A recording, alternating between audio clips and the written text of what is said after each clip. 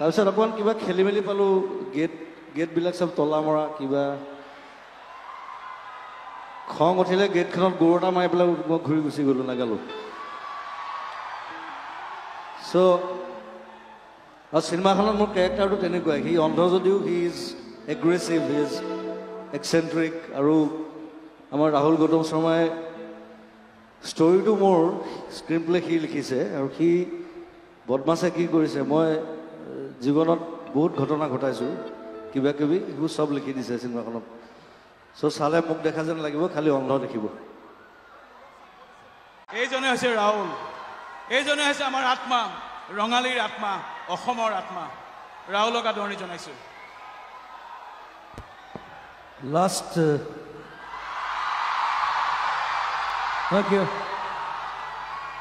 Last দুমাহ মই ৰাহুল হৈ আছোঁ আগৰ পৰিচয়টো নাই মোৰ এতিয়া আৰু ৰঙালী আজি স্পেচিয়েল অকেজনত এটা স্পেচিয়েল কাম কৰিবলৈ আহিছোঁ সকলৰ কাৰণে এটা শুভবাৰ্তা এটা সুন্দৰ কামৰ এটা জয়যাত্ৰাৰ এটা অংশীদাৰ হিচাপে শ্যাম কানুক ধন্যবাদ জনাইছোঁ সকলোকে আৰু মই অলমষ্ট দুমাহ এনেকৈ থাকি নিজকে আজিকালি অন্ধ যেনেই লাগে চ' এনিৱে চিনেমা শেষ হৈছে লাহেকৈ শেষ হ'লেই আৰু তাৰপিছত আকৌ ভালকৈ চাবলৈ পাম যেন আশা কৰিছোঁ থেংক ইউ বাকীখিনি ৰাহুলে আগবঢ়াই লৈ যাব ৰাহুল সকলোৰে ভাল বুলি আশা কৰিছোঁ এইবাৰ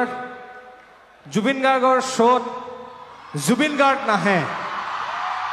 ৰাহুল আহিব আপোনালোকে পাছফালে লিখিছে ৰাহুল লাইভ কাৰণ ৰৈ ৰৈ বিনালে আহি আছে ছেপ্টেম্বৰত হি ইজ প্লেইং আ ব্লাইণ্ড কেৰেক্টাৰ চ' জুবিন গাৰ্গ নাই আমাৰ মাজত এতিয়া Rahul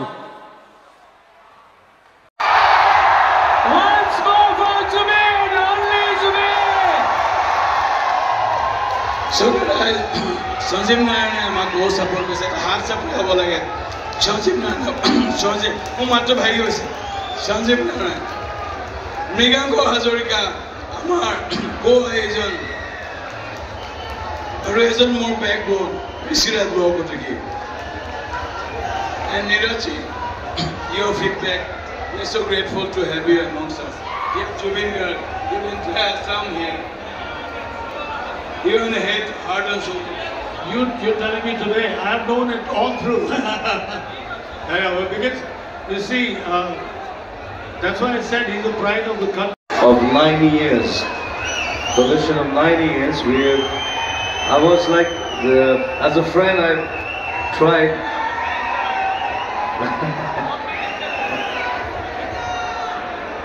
Sometimes I mess up, I'm sorry, but I'm always there with Rongali. Thank you. I'm very blunt. What I say, I say. What I don't say, I don't say.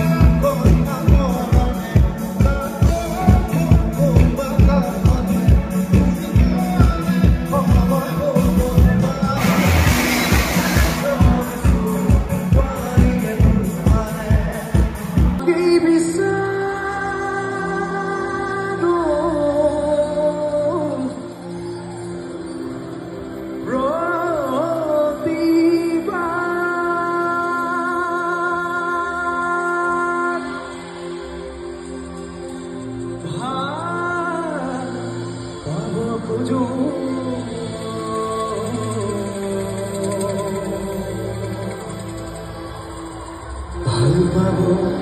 খোজো আকৌ এবাৰ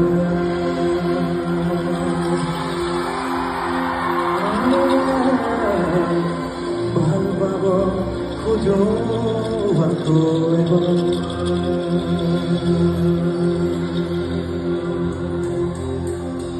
তলা মৰা কিবা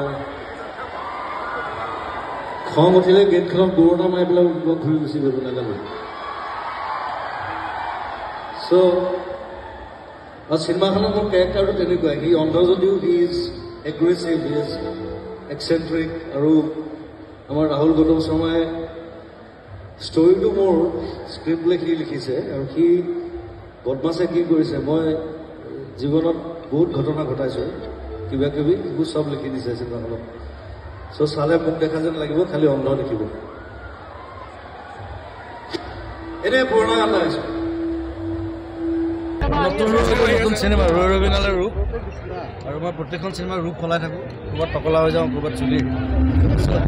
এইখনত এনেকৈ ওলাইছোঁ আৰু মই এইখনত মই ব্লাইণ্ড আছোঁ যে মই অন্ধ হৈ ওলাম চ' সেইটো ৰূপ আৰু বেলেগ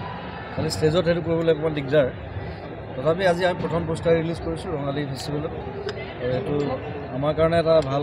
এটা প্লেটফৰ্ম ৰঙালীৰ লগত 9 বছৰ মই লাগি আছোঁ চ' সকলোৱে ছেপ্টেম্বৰত ৰিলিজ কৰিম সকলোৱে চাব ৰৈ ৰবিনালে অসমৰ প্ৰথম কমপ্লিটলি মিউজিকেল চিনেমা কোনো কৰা নাই এতিয়ালৈকে এইখন মই কৰিছোঁ সকলোকে আহ্বান জনাইছোঁ ৰৈ ৰবিনালে চাব ভাল ধুনীয়া লাগিল মই আছোঁ এতিয়া মই চাম এতিয়া মই নাজানো দে এইটো চিধা কাইলৈ দিব লাগিব লিষ্টটো মই লিষ্ট পোৱাই নাই এতিয়ালৈকে মই প্ৰিপেয়াৰ হোৱা নাই প্ৰথম অনুষ্ঠান কৰিছে নাহিলোঁ